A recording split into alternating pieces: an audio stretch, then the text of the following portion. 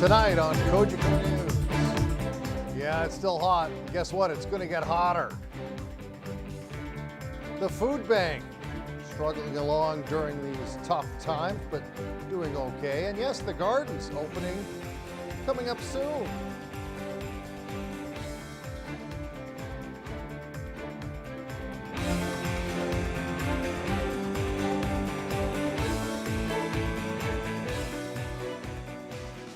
Hello again, everybody. Welcome to this Wednesday edition of Cogeco News. I'm Greg Esterbrooks. Well, this week's oppressive heat continues to rage on, blaze on, whichever adjective you'd like to use, with the hottest temperatures yet to come, believe it or not.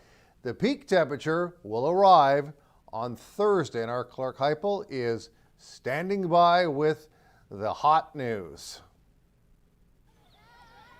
Yes, Greg, this heat streak very much going strong on this Wednesday during the middle of the day. The sun is beating down and it is hot. Humidity very much a factor as well, nearing 40 degrees on that scale. Now, over the past week and a half to 2 weeks, if you equate the temperatures to that of climbing a mountain, well, we're going to reach the summit on Thursday. More specifically, let's talk Mount Everest. We will be at the mark of 8,848 meters during the midday on Thursday, temperature reaching 33 degrees, and that is not factoring in the humidex. A heat warning very much in place by Environment Canada. These temperatures can be dangerous. These temperatures can be deadly, so stay cool. Cover up your face with a hat. Sunglasses, can't use those for my stand-up right now. However, I am wearing them throughout the day. Sunscreen, stay hydrated. And if you are a vulnerable member of our community, such as elderly or someone with a pre-existing condition, just stay out of the heat if at all possible. Stay in a cool, shaded area or an air-conditioned area if you have access to that. I will have your 5-day weather forecast later on this edition of Cogeco News. Also, episode 15 of Streets You Didn't Know Existed. We're climbing the mountain, reaching the top, and then it's a steady climb down after Thursday. More on your weather forecast a little bit later on. Let's send it back to Greg at the news desk. Now to the North Bay Prairie Sound District Health Unit COVID-19 by the numbers board for July 8th. No new positives. We are at 37. 3 folks remain in self-isolation. Peter Chirico says Air Canada owes North Bay a lot more than they are giving, as they are, well, frankly, shutting down their operation in North Bay. That is topic 1 in this week's edition of the Chamber Chat. Certainly they can do what they want, but when you're asking for federal monies, I think that that's the conversation that we have to have, is that if they're asking to come out of the COVID crisis, the pandemic that we've had over the past, and the slowdown in services, et cetera, that they've obviously experienced to almost a zilch as far as revenue. But when they're asking for federal money to do that, then I believe that they have a responsibility to open back up in those markets that the service was suspended. We're taxpayers too here in North Bay, and we've had an 81-year relationship with Air Canada. And it doesn't seem like they've appreciated that in any shape or form, given the fact that they're going to pull out of North Bay completely. They didn't say they were just suspending it. They're pulling out of North Bay. So I think that it's something that we have to continue to fight that fight. We do require the air service. It's important to our businesses. They've told us time and time again. It was only 3 short months ago that we were working with Air Canada to arrange a meeting with business people for the new scheduling of their services, whatever that was going to look like prior to COVID. The airport, given the runway size, could and maybe should be a hub for at least freight travel, shouldn't it? Well, there's a lot of, we've looked at that over the years, certainly at the city level, the council level, the airport level. It's difficult to have a lot of freight shipped in here when you're a 30-minute flight to Chicago, or a 40-minute flight to Chicago, a 30-minute flight to Toronto, to the major cities where they would dump off, basically. And most of the cargo that arrives in Canada comes in the passenger planes. That's just a fact of where that comes from. So to look at this as a freight handling center. It would be wonderful to do, but it's probably not feasible for any of the large carriers. What happens next, in your opinion, if it's not Air Canada? Could another carrier come here? Well, hopefully, and that's certainly that we're hoping that some other carriers take a look at North Bay, see what that's going to look like. You know, it's a difficult time for companies to expand when they can't even get their own operations up and running yet. So I think that's probably premature, but I know that the Economic Development Department is working hard at the city to try and attract and look what options are available. The Canadian Taxpayers Federation came out with a report that was carried in Bay today, talking about how communities like North Bay have to start looking at maybe furloughing employees during this crisis, or cutting back on taxes. But that is their mantra, isn't it? Well, certainly. I mean, they are critical of government spending on every level. And unfortunately, during this period, this is like something we have never seen before. We've had recessions, we've had slowdowns, we've had economic corrections, etc. We haven't had closure that we've had today. The government is, I mean, at this point in time, you know, 300 trillion, 300 million, 300 billion, you know, what's that number going to be when we come out of that? And I think the big difference this year is, or this time around, is that the entire world is in the same predicament versus just North America or Europe or, you know, the Mideast, whatever that case may be. So everybody's going to share in this pain. It is going to take a lot of government money to spur the economy on, to get it going again, to support businesses through that. Otherwise, without the support of the government through this pandemic, there'd be a lot of businesses closed. Demand for service at North Bay's food bank continues as the duration of the coronavirus pandemic approaches the 4-month mark. Our Clark Heipel stopped by the Fisher Street location for an update on the non-for-profit. Abiding by the COVID protocols quite evident before even entering the North Bay Food Bank. We're still adhering to COVID protocol. One client in at a time. We do one-on-one with the intake.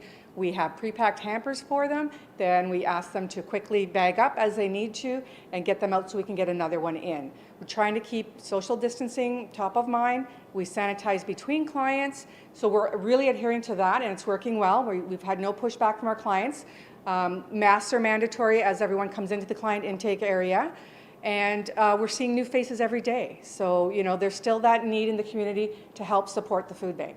What are you asking for in terms of donations, if not monetary donations? Monetary is always best because that allows us a little bit of buying power, and you can donate online. It's simple and easy. You get your receipt right away. We're encouraging people to start thinking about maybe monthly donations. That really helps us plan for what's coming up and what's to come when COVID kind of takes another swing. But for shelf-wise, we're looking for Cheese Whiz, jam, fresh potatoes, fresh produce, baby supplies, personal hygiene supplies, canned legumes, things that will keep on the shelves for a little bit. Is volunteer fatigue becoming a factor with all the protocols in place? You know what, we're fortunate it's not. We have a very small core group that we're sticking with, and thankfully they're still here every shift and staying longer and doing more. You had a recent donation of PPE, including face shields. Tell us the donor or donors that stepped up. I'm going to get it. Ta-da! So this is awesome. This came from SureWorks, and what they're doing is they're helping to support food banks with PPEs. Really, it's an option for our volunteers and our staff. You also need the mask when you're dealing in close proximity to someone, but it's nice to have this full face shield that gives us a little bit of choice on what we're doing for PPE. We've had Thermoacoustics drop off some stuff. We've had Walmart. We've had Pure North 75 Medical do some hand sanitization. So we've been very fortunate to have the PPE that we need. And can we just circle back to the new faces that you're seeing? Do you believe this is a direct correlation to the coronavirus pandemic? It absolutely is, because they're telling us, you know, they're here because they need the support. They haven't been here. One we had yesterday was over 130 days. So, you know, they've been doing good for a while, but now things have changed and they need the support of the community. Is there still a stigma with someone using the food bank? They may be hesitant to wait in line and be seen waiting out in front of a food bank. Is there a stigma there? I think there might be. I really hope that we can get past that, that the people that are using the food bank know it's here for them and that the community has supported it. So everyone is rallying around behind them, and don't be afraid to call us. We have options. We're still doing delivery. So if you're really, not able to come out, if you're intimidated by the process, just give us a call. We'll walk you through it and we'll help you out. And there you go, some good words from a good person. All right, let's get to a quick story that's being updated as we speak. An MVC in West Ferris on this day in the Mulligan area. You can see it's in the location of Mulligan and Lakeshore. 2 vehicles involved. A news hawk sent in that picture to us with an update of the situation. We don't really know all the details, but as you can see, that is an area, a location in West Ferris near Eastside Mario's that has seen a lot of motor vehicle collisions over the years. Thank you for that, loyal viewer. Much more news when we come back.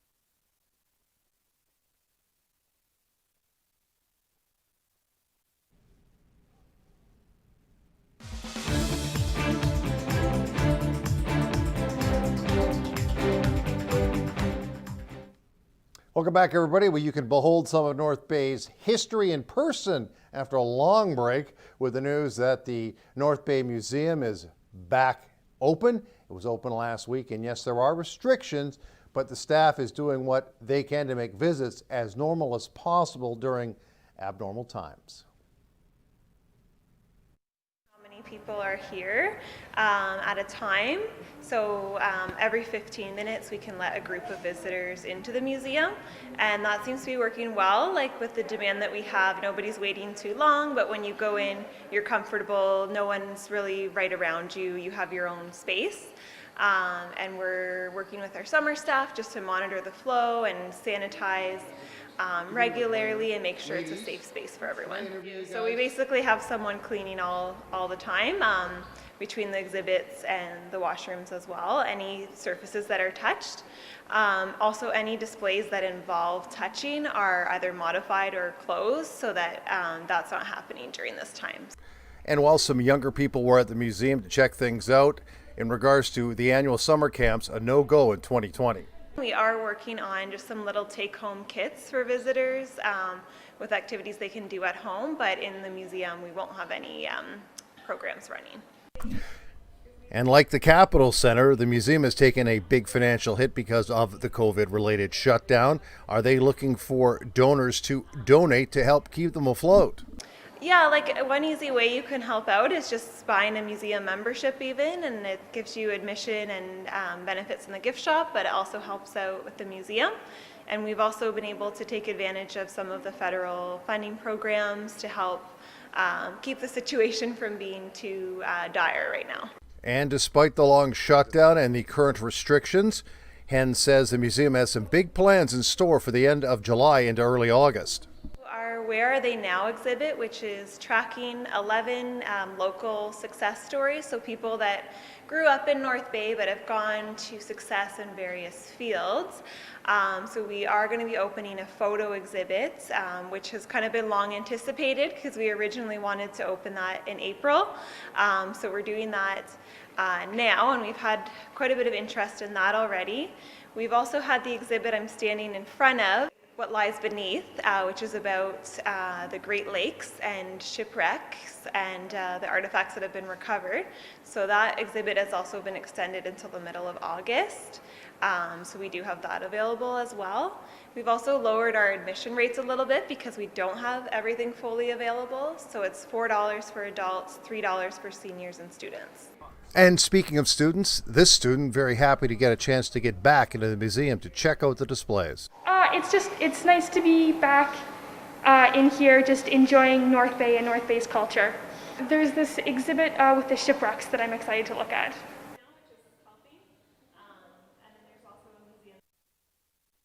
Who will be remembered and paid tribute to by the museum as July rolls on. Now, all aboard the Animal Rescue Express. Pet Value's animal transfer truck and trailer is fresh off a trip to Southern Ontario, transporting close to 70 felines. The trip highlights the importance of having your pet spayed or neutered. From the North Bay Humane Society, we're really starting up to move around the province of Ontario right now, and we've been reaching out to local facilities, people in the area who are just seeing an overabundance of animals, specifically cats. So the North Bay Humane Society's Pet Value Rescue and Relief Vehicle went down south today, so transferring from North Bay area down to Southern Ontario, 66 cats. So just absolutely amazing numbers, and the response that we had from the GTA foster-based rescues was incredible. Where are these cats coming from?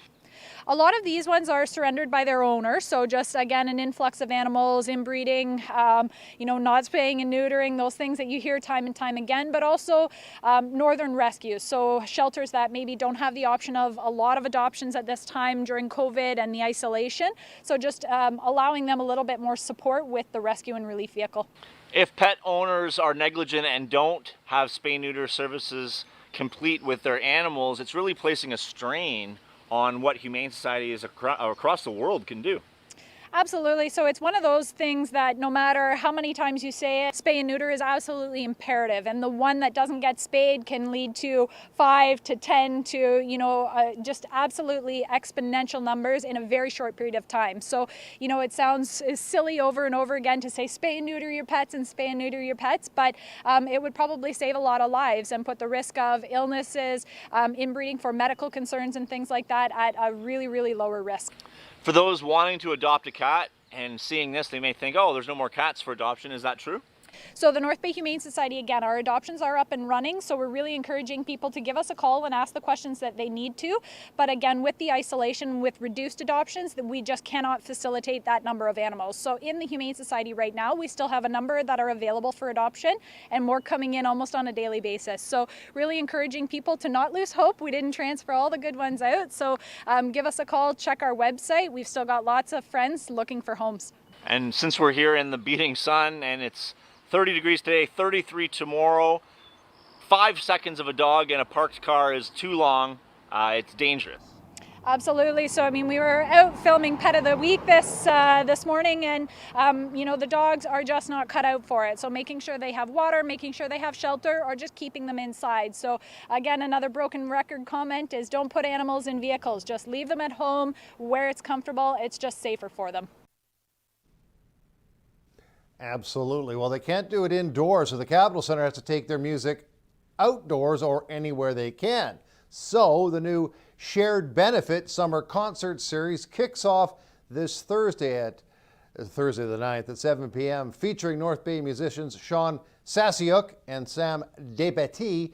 They are performing at Cecil's, and here's a musical sampling of the duo.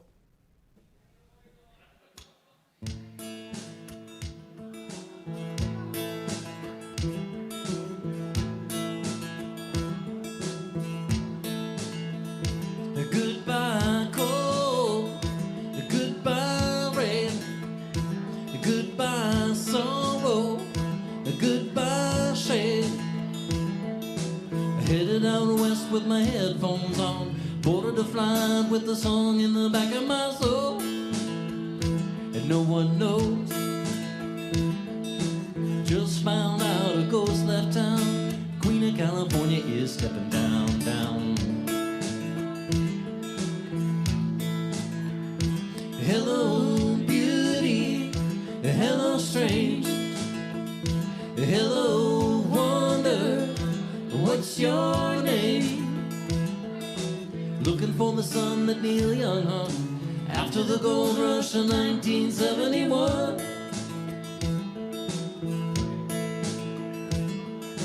Just found out a ghost left town. Queen of California is stepping down, down. They sound awesome. Will the weather be awesome? Well, it's going to be awesomely hot. Mr. Heupel has that and Streets with No Name. Well, sort of. Coming right at you right after this.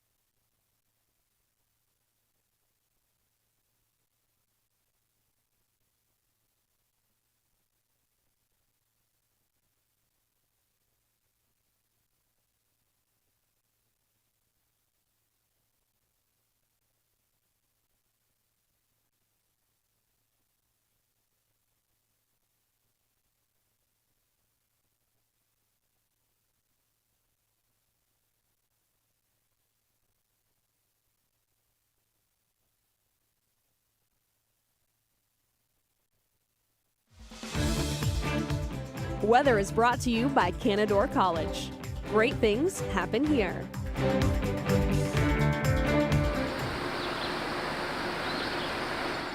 The heat streak continues. Welcome back to Cogeco News. I'm Clark Heupel here. I'll tell you where here is in just a moment. I am situated here for your 5-day weather forecast brought to you by Canadore College. A heat warning is in effect. I'm also here for episode 15 of Streets You Did Not Know Existed. In that Facebook Live video earlier today, I referenced a spot that I am at just off of Banner and Sunset, where those two streets cross, of course, on the way to Sunset Park. However, there is another offshoot, a dirt gravel road that leads to officially one house on this street. And the name of that street, first, let's just enjoy the sights of this beautiful view. It belongs on a postcard how nice this is, especially on a nice day like today. Just soak it in, check out this, check out that. Also a great spot to check out the sunset, of course, Sunset Park being right around the corner. The name of this street is Nichols. Nichols is the correct answer for today's edition of Streets You Did Not Know Existed. Let's take a look at that 5-day weather forecast as we're going to reach the climax in terms of the temperatures on Thursday. Heading overnight on this Wednesday night, a steady night in terms of the weather conditions. A few clouds in the sky, low 19. On Thursday, the 9th of July, sunny skies, and look at that temperature, 33. Patrick Waugh's old number with the Humidex 39, Cristobal Huey's old number, UV index 9 or very high. Overnight Thursday night, low of 21. That is closer to the daytime high for this time of year. On Friday, Greg, it's my birthday. I expect a phone call, I expect a text, and I expect a second birthday present. On Friday, high 29, low 19. We're going to have some rain on Friday. Shouldn't spoil the party, however. Saturday, the 11th of July, more rain, 22 as we cool off, and a low of 16. And Sunday, rounding out this weather picture, the 12th of July, high 23, low 17, mix of sun and cloud. Turning the page back to the almanac, it was hot on Tuesday. We had a high of 28 and a low of 19. The normals are 25 and 13 for the high and low. Well, there you have it. There is your 5-day weather picture. Do stay tuned. Our Greg Esterbrooks is standing by with your Sportscast right after this.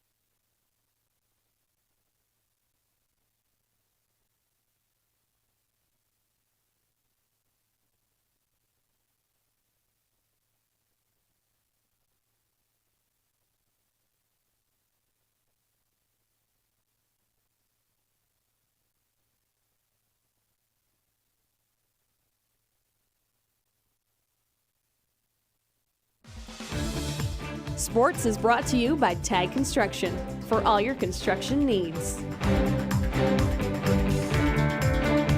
Well, as we alluded to briefly, Memorial Gardens will be reopening by virtue of a decision made by North Bay City Council on August 4th, but with COVID-19 protocols in place to allow for ice rentals and businesses and organizations only.